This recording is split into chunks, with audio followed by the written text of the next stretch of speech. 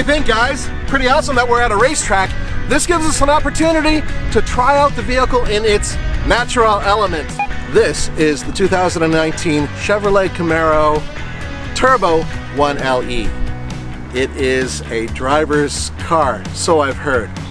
But why is it a driver's car? Well, that's because there were a bunch of components that were added to the vehicle, and we're going to tell you all about them with one of the main guys who helped put it together.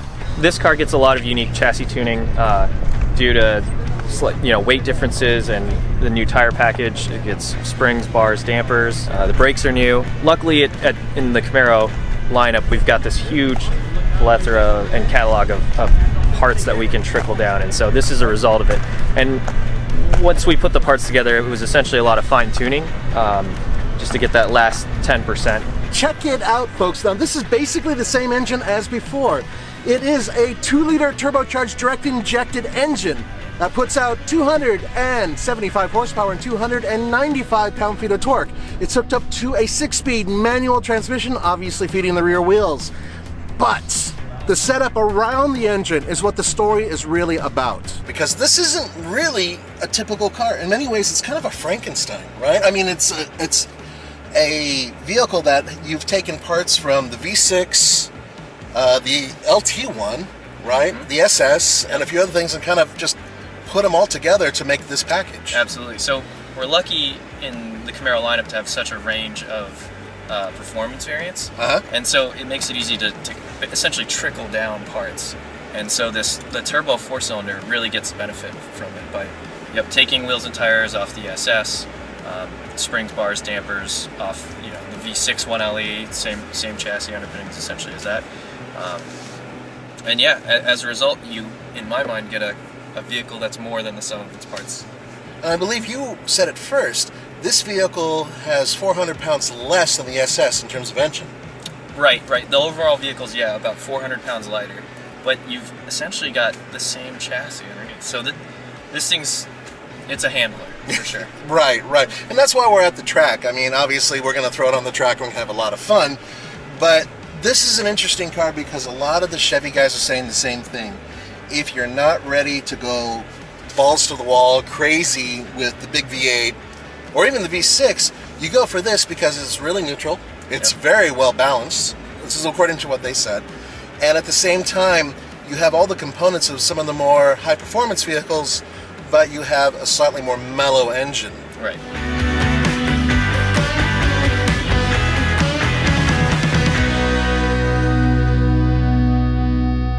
They're pretty serious about G-forces when they put something like this on you. Yeah, safety's no accident. Can you turn around? Left, right? Cool. This is a lead follow lap, so it's not exactly racing, but we're going to be able to maintain a fairly fast clip, right? And we're going to do it inside the orange Camaro. That way we're really consistent, not only with speed and power, but color.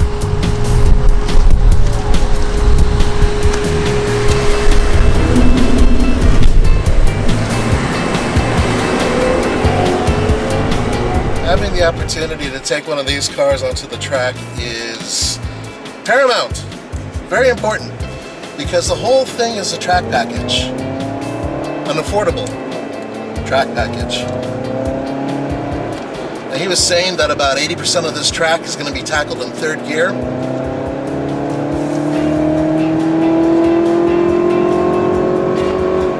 The augmented sound is on.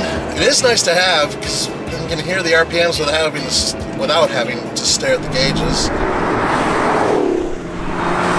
I know, I look ridiculous. Everybody looks ridiculous wearing a helmet. There's a major elevation change. Kind of comes up fast on you. I've never been on this track before, so this is sort of new to me. This tire and wheel package come directly from the SS, which on a car like this that doesn't have the crazy power that the SS has, it's a good thing. Now at this point of the drive, I've just activated the onboard recording system, which, similar to the Corvette, should be able to give you real-time telemetry and also a camera view of what I'm doing.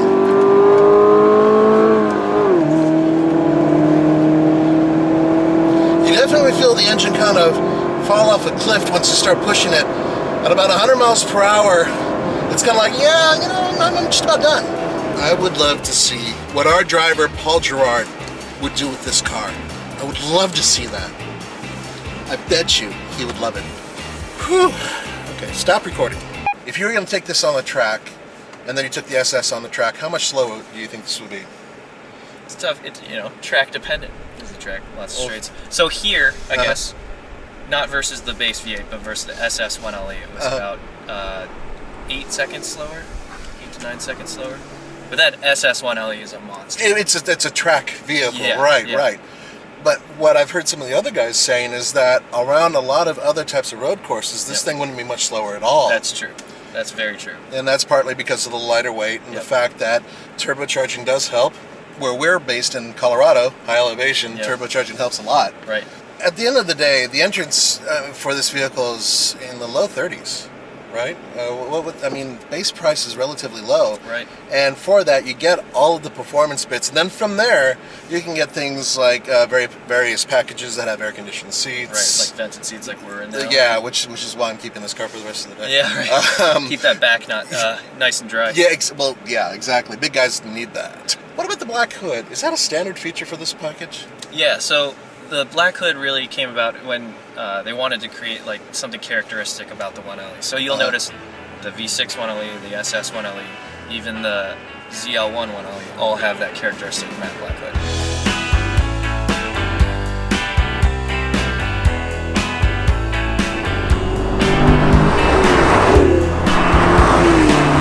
We've had an opportunity to drive this vehicle on the track. Now we need to take it on the highway and see how it performs on the back roads.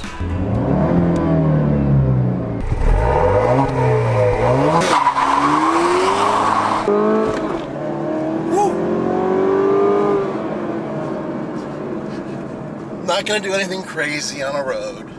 That's what the track is for. And that's what this car is for. This really is a track package that's affordable. And I think that's what Chevy's been trying to say about this vehicle. You buy this car because you want to go to the track and still have a commuter that actually gets half-decent gas mileage and is relatively easy on the pocketbook. It still handles pretty much the same. It doesn't feel that much different than any of the other Camaros I've driven in terms of the SS. And even the 4-cylinder that I drove 2 years ago, I guess. So it's the same turbocharged 2-liter engine, which is pretty gutsy. There is a little bit of turbo lag. You can feel it between shifts, but I do like the gearbox a lot. Short throws, fairly positive engagement. Yeah, it's not like Audi used to make. Yeah, they used to make them. But it's pretty crisp. Do you ever think you would hear of the day when someone said, wow, that Camaro handles really well? It's true. And did you ever think you'd come and hear the day of, hey, that 4-cylinder Camaro handles really well? Well, there you go. That's exactly what this car does. There are only a few minor gripes. The fact that they do have augmented engine noise, which you can shut off, is both good and bad. I don't mind it so much. I like being able to deactivate it. It's on right now, so here, let's see if we can hear that. Écoute, ready?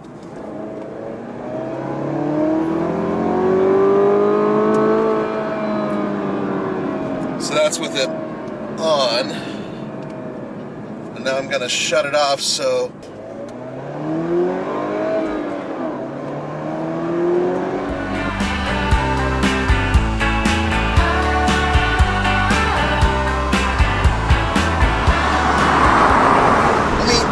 this way, this car in the mid-30s, now granted this one has the higher up seats and everything else, so that brings the price way up, but I personally do not need these seats. For this package, the wheels, the spoiler, the nice little things that make it look better, the springs, all that stuff that's in this vehicle to make it handle better, at a mid-30s range is excellent.